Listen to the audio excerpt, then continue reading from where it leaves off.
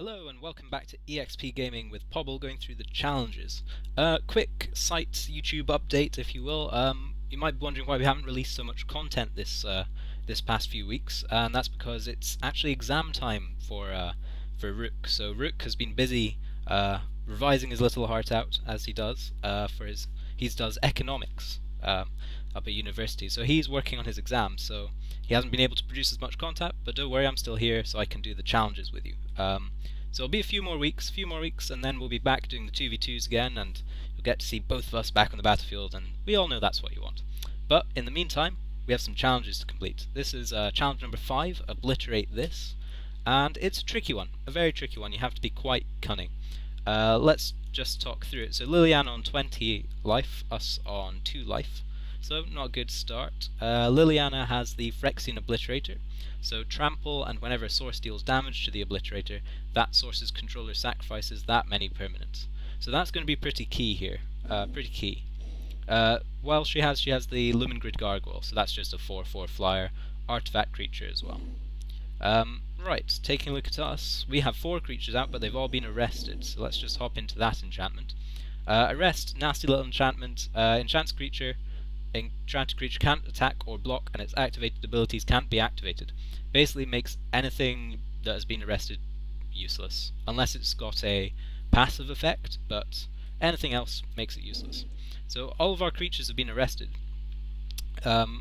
So let's see what we could do with them. The Rage Nimbus, Defender, Flying, and it has target creature attacks this turn if able ability. We can use that into making Liliana attack with stuff and goading her into the attacks that she might not want to do. Oxida Scrap Melter. When Oxida Scrap Melter enters the battlefield, destroy target artifact. Okay, so that could potentially be used to take out the Lumengrid Gargoyle. So let's keep that at the back of our minds. Flare of the Hatebound.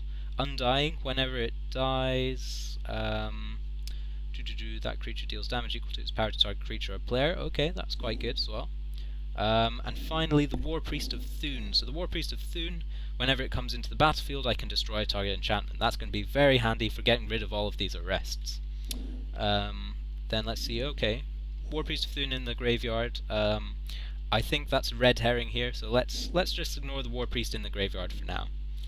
In hand, Cloud Shift, exile target creature you control, then return it back to the battlefield under your control. So that's going to be useful for getting rid of these arrest enchantments, because whenever a creature gets exiled, whenever it returns, all enchantments that were attached to it are now destroyed. They go away into the graveyard, I think. I don't know if they get exiled or not, but they definitely don't come back attached. Seize the initiative, target creature gets +1/+1 in first strike. That's going to be very handy because we don't want to be hit by any trample damage from the Obliterator. And finally, Undying Evil. Target creature gains Undying until end of turn. So, Undying, when it dies, comes back with a +1/+1 counter on it. Okay, so how is this all going to work to win us this challenge? Well, we're going to want to Cloud Shift something, obviously, because we need some creatures. And it makes sense here to Cloud Shift the War Priest of Thune. It just gives us, if we Cloud Shift the War Priest, then we get another creature, so it seems most efficient. So let's go ahead and do that. Oops, yeah, there we go. So targeting the War Priest, he gets flickered in and out. That enchantment goes to the graveyard. And we get to choose an enchantment to destroy. Now, I don't want to pick the Scrap Melter or the Flare of the Hatebound, because they have when it comes into play effects, which won't matter, because they won't be coming into play. But the Rage Nimbus we will need, because it's flying, it can defend us against the Gargoyle, it can defend us against the Obliterator, and yeah, it can also be used for the goading we were talking about earlier. So let's destroy that enchantment. And I think we then pass the turn. We should also note at this point we have enough mana to play both the cards in our hand and to pay the mana cost for the Rage Nimbus. So okay, let's let Liliana take her turn. We can't do anything else now. Because this has Defender, War Priest has Summoning Sickness. And this is where things get a little bit tricky. So, combat's about to start, so yeah, I want to go to combat. Oh wait, no I don't. No I don't. That could have been a mistake. Okay, so what I'm going to do is I'm going to goad the Obliterator into attacking. So, because when the Obliterate attacks, I have to destroy some permanents. I can destroy either the Scrap Melter or the Flare of the Hatebound. And that might seem useless, but I have the enchantment that gives them Undying. Sorry, the instant that gives them Undying, so destroying them will just bring them back. So that's not necessarily a bad thing. So I want to goad the Obliterator into attacking. Once I do that, I want to play Undying Evil and seize the initiative on something. So they'd both be attacking. I'd want to seize the initiative onto the Rage Nimbus. That would make it a 6-4 with first strike, I think. Yep, 6-4 with first strike. Then using that to block the Obliterator would kill it in 1. I wouldn't take any damage from the Obliterator. And because first strike damage acts first, this will all take place before I get dealt damage by this Gargoyle. So that would get rid of the Obliterator. I'd have dealt 6 damage to it though, so I would have to sacrifice 6 permanents. This is where I would play Undying Evil. I would play Undying Evil on the Scrap Melter.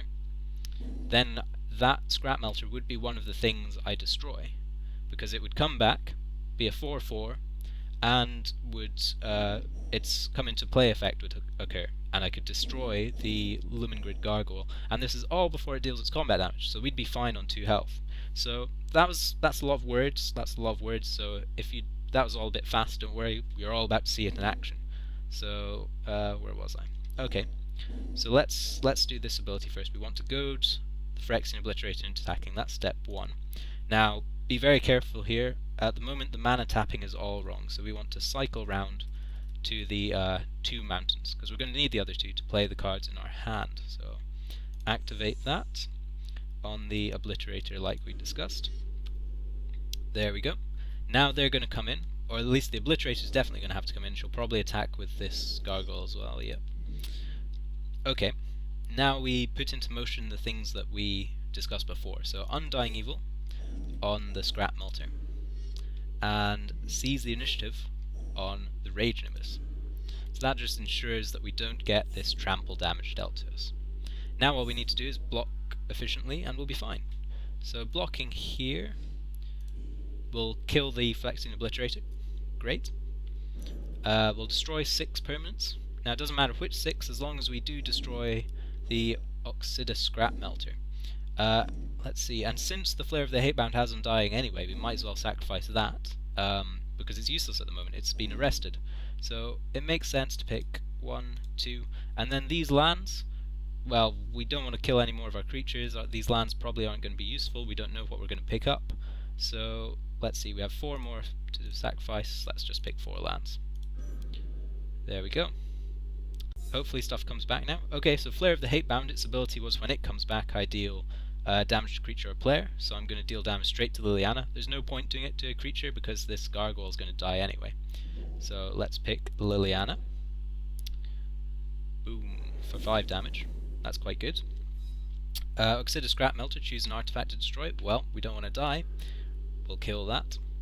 And then Flare of the Hatebound, of course its ability activates as well, so players Liliana.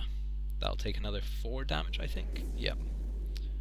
So we're getting there, and now it's going to be our turn. And planes, doesn't matter really. We're going to charge in and we have exactly enough damage to do it, probably. That's normally how these things work. 4, 5, 2 makes 11. Yep. So we're golden. We don't attack with Rage Nimbus because it's got Defender, but we don't need it. And that's how you do this challenge. So there you go. Obliterate this, completed. Quite a tricky one. There's a lot of variables to think about how to get rid of the arrests. It's because there's so many different permutations of which arrests you get rid of, who you release with the War Priest of Thune, etc, etc, etc. So it's mostly either a lot of thinking through or trial and error. So don't worry if that one was a bit difficult, it is quite a difficult challenge. So yeah, join me next time. I'll be doing challenge number 6, and of course in a few weeks time, probably next week or something, we'll start to release our 2v2 games again. And of course Rook will be back to do his 1v1 campaign playthrough. So join us next week for hopefully all that, and maybe more. See you guys next time.